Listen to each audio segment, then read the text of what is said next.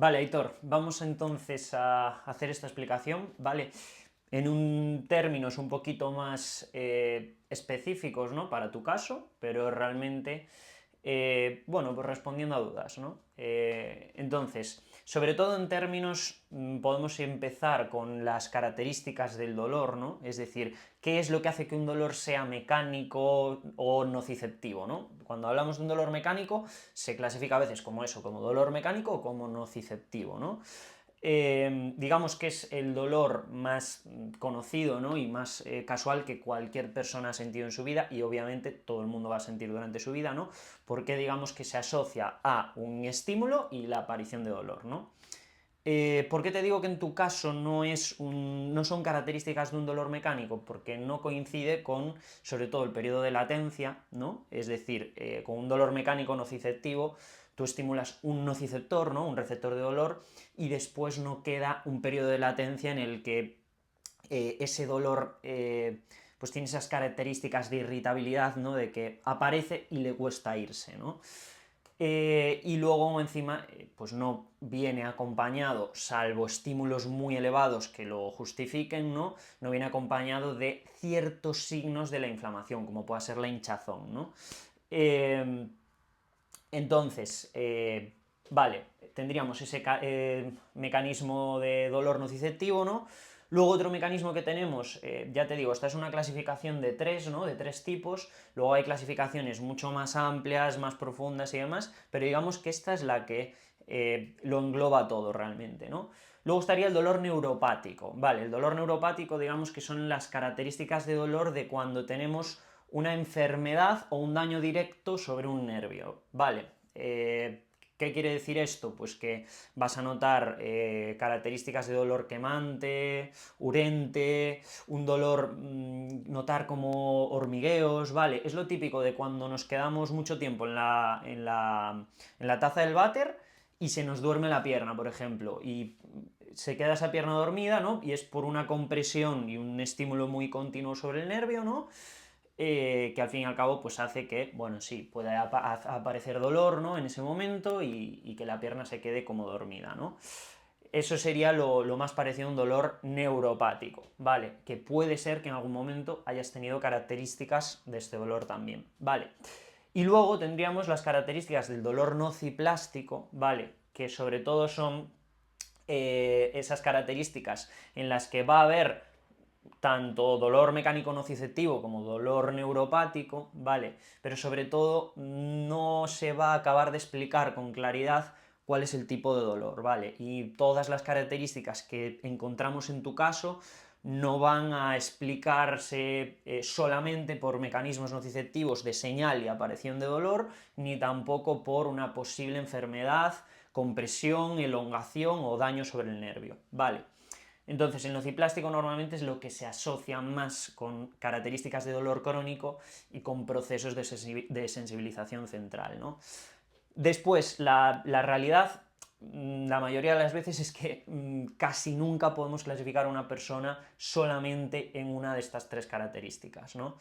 Eh, Salvo lesiones traumáticas muy concretas, ¿no? O que obviamente, pues, cojas una taza que está súper caliente y en ese momento notes dolor y retires, ¿no?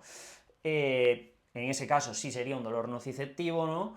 Y pues ejemplos de los que te he puesto, como el de la taza del váter, pues a veces ni siquiera es dolor, ¿no? Lo que sentimos ahí, pero sí que sería un dolor neuropático en ciertos casos muy concretos, ¿no? Pero ya te digo, cuando estamos mucho tiempo con dolor y vemos signos claros de sensibilización central, nos vamos a ir acercando hacia esta característica de nociplástico, ¿vale? Que realmente es pues como una macedonia de muchas características, ¿no? Y digamos que así es como tenemos que verlo, ¿no?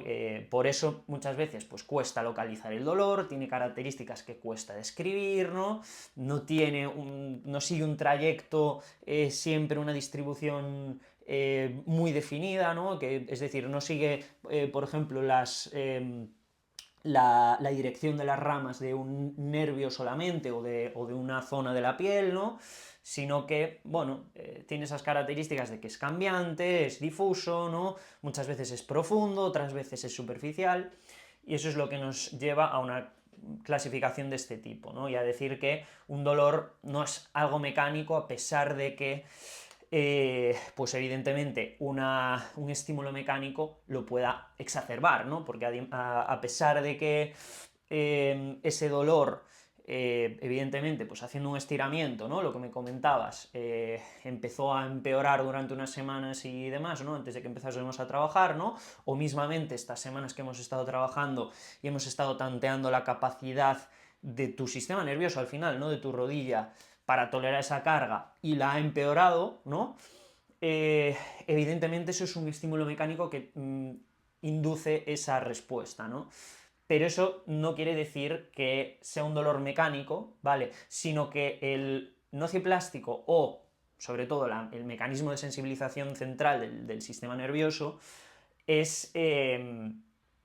comparte, obviamente, y sigue siendo sensible a las señales mecánicas o a las señales incluso pues, de que puedas tener algún tipo de sensación de este tipo neuropático también, ¿no? Vale, independientemente de esto, porque al fin y al cabo son simplemente etiquetas, ¿no? Y bueno, nos ayuda a poner un poco y a subclasificar, ¿no? Y sobre todo a explicarte, bueno, cuáles son las características de tu dolor y por qué hay ciertas cosas que no se van a solucionar simplemente pues aplicando estímulos mecánicos, ¿no? Vale, tenemos aquí una rodilla, ¿no? Con su fémur, la rótula, y la tibia del peroné, ¿no? Y bueno, he pintado por aquí pues un ligamento lateral, ¿no? Un ligamento colateral lateral aquí, el colateral medial aquí, vale, bueno, simplemente pues una representación esquemática, ¿no? El tendón cuadricipital aquí, el rotuliano aquí, ¿vale? Bueno, simplemente eso, para que veamos que, bueno, pues las características del dolor nos van a llevar a veces a notar, pues imagínate, dolor por la zona lateral, ¿no? O por la zona interna, imagínate. Pero al fin y al cabo, cuando notamos dolor, por ejemplo, haciendo un estiramiento, como decimos que es difuso y demás, ¿no? Pues imagínate, por esta zona, es decir, no esa punta de dedo debe decir, vale, lo noto justo ahí. Vale, imagínate, pues en esta zona, al fin y al cabo, lo que está pasando, ¿no?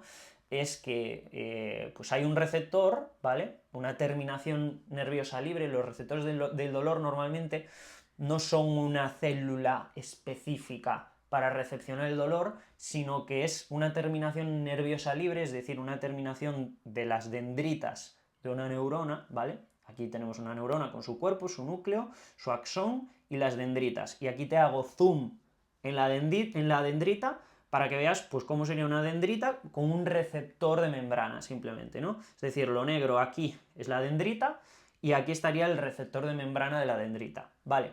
Que al fin y al cabo, pues, por eso te digo que incluso en dolores mecánicos, al fin y al cabo lo que nuestro cuerpo, la forma que tiene de enterarse de lo que pasa tanto en el exterior como en el propio interior, son señales eléctricas que se traducen en señales químicas. Vale, entonces eso también nos ayuda a ver un poco la magnitud que le podemos dar a las cosas, ¿no? Es decir,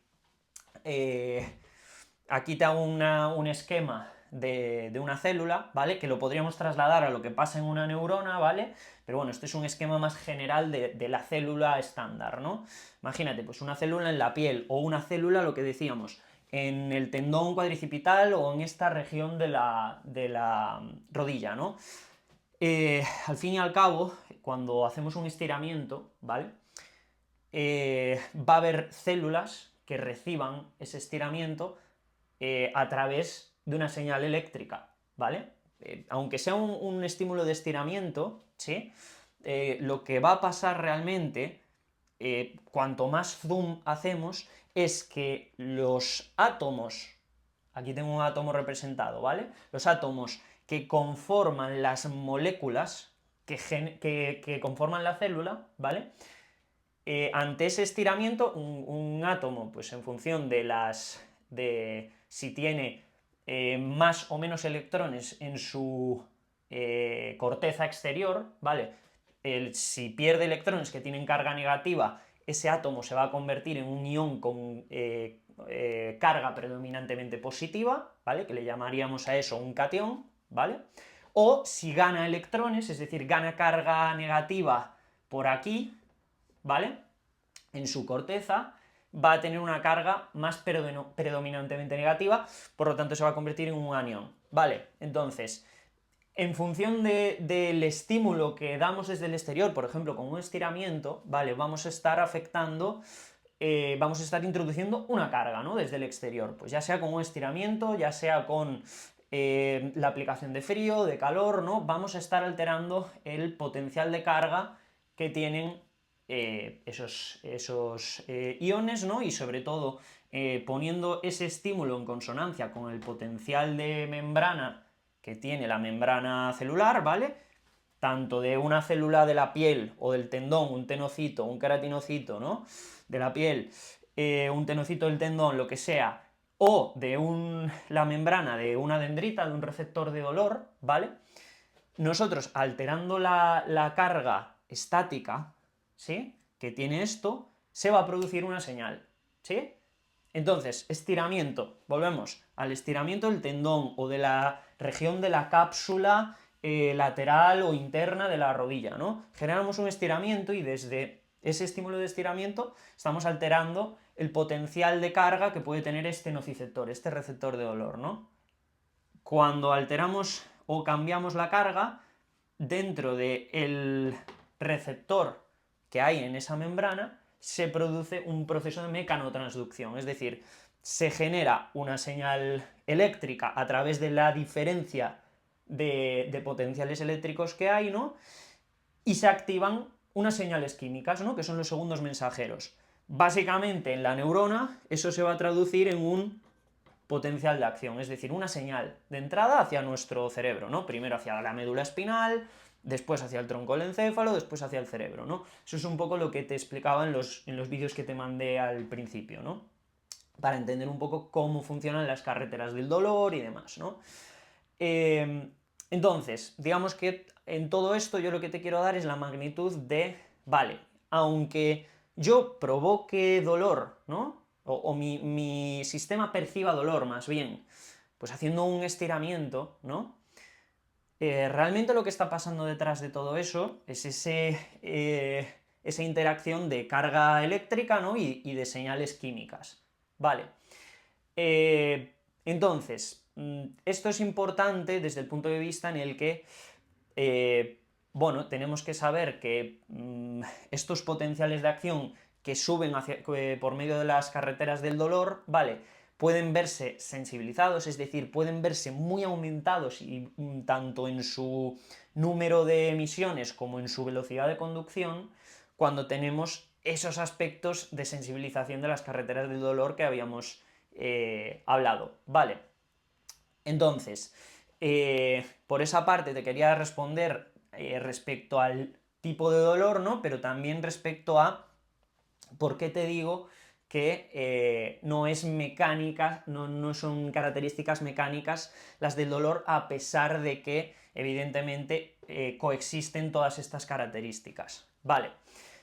Bien, entonces, básicamente, y por hacer un poco de resumen, ¿no?, el tema es que cuando estamos mucho tiempo con dolor, ¿vale?, y se favorecen esos procesos de sensibilización central,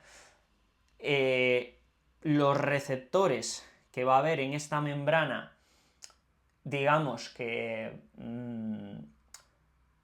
son favorables para ese aumento de los potenciales de acción, no se van a ver solamente aumentados en capacidad funcional, en capacidad de enviar esa señal, sino que va a aumentar el número de receptores que hay en la propia membrana, ¿no? Entonces imagínate, serían un montón de dendritas que tenemos aquí representadas con más receptores, más número de receptores con capacidad y sensibilidad para emitir esos potenciales de acción, ¿no? Y al mismo tiempo con un mayor número de receptores, ¿no? Y no solo eso, sino que además se bloquean otros receptores que podrían inhibir la señal de dolor o la señal de amenaza, ¿vale? Entonces, es un poco la explicación que te quería hacer respecto a por qué tenemos que dejar cada vez más a un lado este tipo de característica de dolor mecánico. Vale, porque sobre todo cuando vemos que cualquier mínimo estímulo mecánico que damos no ya nos dispara esta señal y también nos dispara la señal inflamatoria, ¿vale? Porque al fin y al cabo, cuando disparamos la señal de dolor, la señal de amenaza más bien, ¿no? Se activa también la señal de neuroinflamación, es decir, el propio sistema nervioso hace una llamada del sistema inmunitario, ¿vale?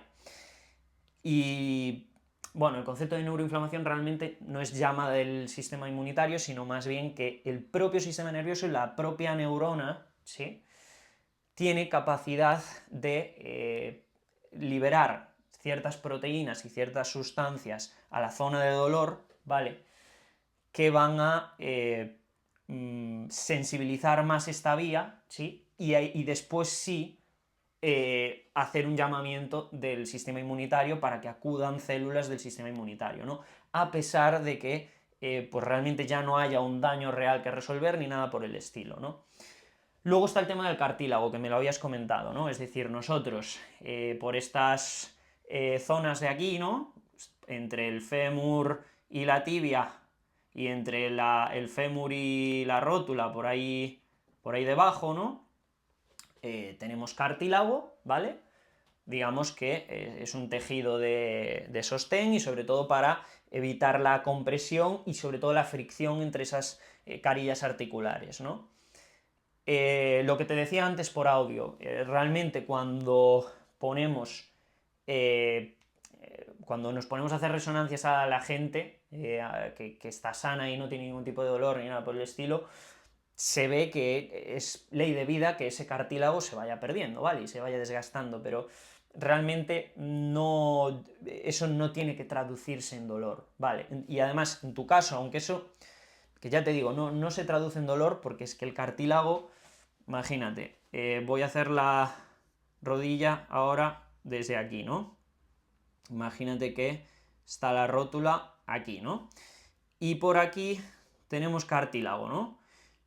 Pero aquí, pues imagínate, en esta zona hemos perdido cartílago, vale. Realmente este es un tejido, el cartílago, que no tiene terminaciones nerviosas, ¿vale? Es decir, no está conectado directamente a nuestro sistema nervioso. Con lo cual, el cartílago, por mucho que tu rótula se desplace más hacia arriba, esté más lateralizada hacia un lado, se vaya más hacia adentro, este cartílago y la pérdida de ese cartílago no tiene capacidad de conectar con la neurona directamente para mandar señal al cerebro. Entonces, el cartílago no duele, aunque se desgaste. Vale. ¿Qué es lo que duele entonces?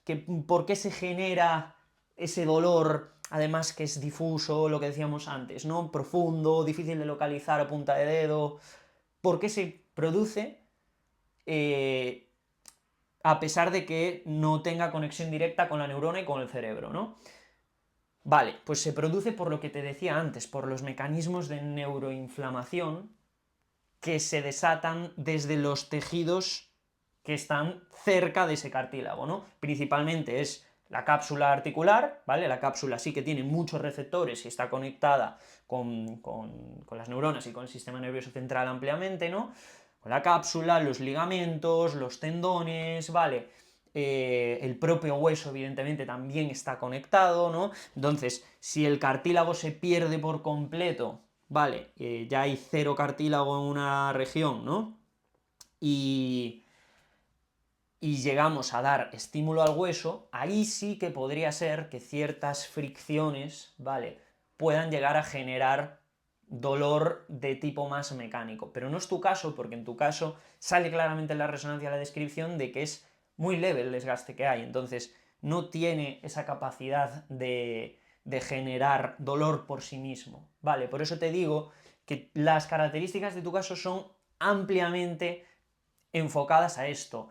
a la señal de dolor constante y aumentada, ¿sí?, que va a provocar que a nivel de médula espinal, de tronco del encéfalo y del encéfalo, se activen mecanismos que sensibilicen la membrana de las dendritas de la neurona, ¿no?, y que aumenten la señal de dolor, ¿vale? Y eso lo que hace es aumentar muchísimo la actividad del sistema nervioso central, pero no solo del sistema nervioso central, sino que también del periférico, ¿no?, de esas dendritas que llegan a esta zona, y que aumente mucho también la representación que tiene para el sistema inmunitario, ¿vale? Es decir, que el sistema inmunitario se active mucho y ampliamente, o que se active al menos parcialmente ante un mínimo estímulo, ¿no? Que es lo que pasa cuando, por ejemplo, sales a caminar 5 o 10 minutos y se hincha la rodilla, ¿no?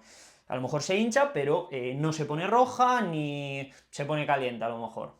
Entonces, digamos que son esas características que nos llevan a tener muy claro que realmente las características del dolor no son mecánicas, y a pesar de que evidentemente el estímulo mecánico las exacerbe, ¿no? Entonces, digamos que también con esto quiero que pierdas mucho el miedo a lo que realmente es el cartílago, ¿no?, y el desgaste del cartílago. O sea, realmente, ya te digo, por eso te hago tanto énfasis en no te centres en la desviación de la rótula, no te centres en tu posible pérdida de cartílago en una zona concreta, porque ya te digo, no es lo que está desencadenando todo tu cuadro, a pesar de que es lo más sencillo de pensar, ¿no? Y habrá otros profesionales que te digan que sí, que bueno, que no puedes hacer sentadillas por debajo de 30 o 45 grados, que tienes que hacer bombear un poquito el músculo o ponerte electrodos. Pero es que realmente esto es así, y es indiscutible que ese cartílago no tiene capacidad para generar dolor, ¿vale? Entonces tenemos que pensar en procesos de neuroinflamación, de señal exacerbada del sistema nervioso central y activación a partir de ahí de procesos del sistema inmunitario y del sistema endocrino. Vale, y realmente, bueno, ya podríamos entrar en por qué se desgasta el cartílago, ¿no?, y por qué realmente se empiezan a dar estos procesos, ¿no? Si quieres te explico eso, pero bueno, básicamente se sabe que esos desgastes prematuros del cartílago, cuando a veces los hay, ¿no?, o unos desgastes muy amplios de, pues por ejemplo, gente que tiene condromalacia grado 4 en una rodilla y en la otra no tiene nada de desgaste prácticamente, ¿no? Son por procesos también neuroinflamatorios en los que aumenta esa representación a nivel del sistema nervioso central, ¿no?, que hacen que se altere en última instancia el metabolismo de los condrocitos, el metabolismo al fin y al cabo de las células que conforman el cartílago, ¿no? Metabolismo al fin y al cabo básicamente va a ser la forma que tiene esos condrocitos para obtener energía, para obtener nutrientes y para poder mantener las características del tejido, que en el caso del cartílago, ya te digo, pues es evitar la fricción y servir como una especie de lubricante, ¿no? Entonces, imagínate que tú te pones el ácido hialurónico, ¿no?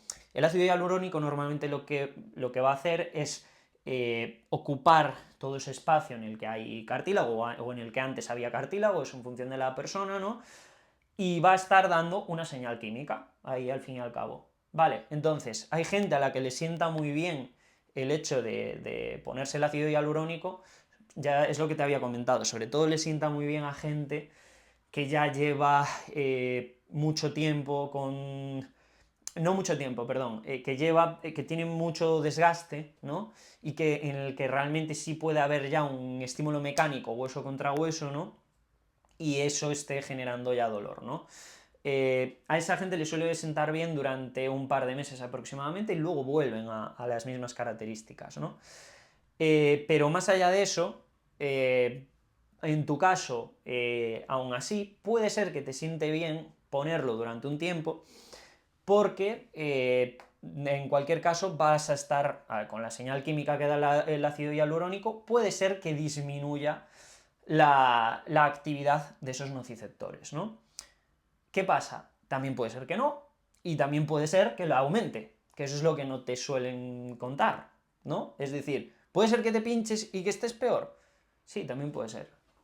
Y en cualquier caso, con el ácido hialurónico solamente se va a estar actuando sobre esa región, ¿vale? Y se va a estar actuando con una señal química sobre las células y sobre los receptores de esa región, ¿vale? Cuando realmente lo que es clave y es muy prioritario en tu caso es que vayamos a solucionar no solo los procesos de sensibilización que hay aquí en esta zona, sino que nos vayamos a médula espinal, que nos vayamos a tronco del encéfalo y que nos vayamos directamente a áreas corticales a reducir esa actividad, ¿vale?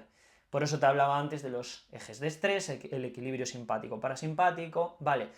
Y de hecho, bueno, pues te sonará todo esto porque al fin y al cabo tú mismo es lo que me transmites muchas veces, ¿no? De que ya el propio proceso de la lesión te genera mucho estrés por la incapacidad que te genera y demás, ¿no? Y es normal, evidentemente, pero sí que conocer todo esto a ti te da poder para intentar tener un enfoque de todo el caso que a ti te dé más seguridad en el sentido de que rodilla no tiene ningún problema de magnitudes estratosféricas, ¿vale? Y realmente lo que tienes que hacer es un enfoque de salud global para ti, o sea, tienes que buscar salud, no tienes que buscar solucionar un problema concreto en la rodilla, ¿vale? Y a la pregunta que me hacías, y ya termino, de si te ponías ácido hialurónico, no, o si la rodilla estaba bien, entonces deberías poder correr y todo esto, ¿no? Bueno, creo que en parte se responde, ¿no? Con toda la explicación de que, evidentemente, cuanta mayor sea la magnitud de la señal eléctrica que llega a estos receptores, ¿no? Evidentemente mayor va a ser la magnitud de su respuesta, ¿no? Y si ya tengo un sistema nervioso central, unas dendritas, unas neuronas que disparan al mínimo estímulo la señal de amenaza y por tanto la señal de neuroinflamación y de respuesta inmunitaria, evidentemente si le doy un estímulo muy grande, como sea correr, saltar, grandes estímulos a nivel mecánico, puede haber una señal aún más exacerbada, ¿no? Pero también, al mismo tiempo, puede ser que el hecho de ponerte a aplicar estímulos, no te estoy recomendando que te pongas a hacer eso, ¿vale? Pero sí que a veces, cuanto, digamos, menos magnitud le des a esto y sobre todo ganes calma y tranquilidad mental con respecto a la rodilla y sepas que oye, que no me tengo que preocupar tanto de la rodilla, que mi cuerpo lo que me está diciendo es que tengo que mejorar y sanar a nivel digestivo, mejorar y sanar a nivel de sistema nervioso central, bajar mis niveles de estrés y lograr un equilibrio autonómico a nivel del sistema nervioso. Eso es lo que muchas veces nos da calma y tranquilidad y nos hace bajar 2 escalones en cuanto a la magnitud que le damos a la rodilla, ¿no?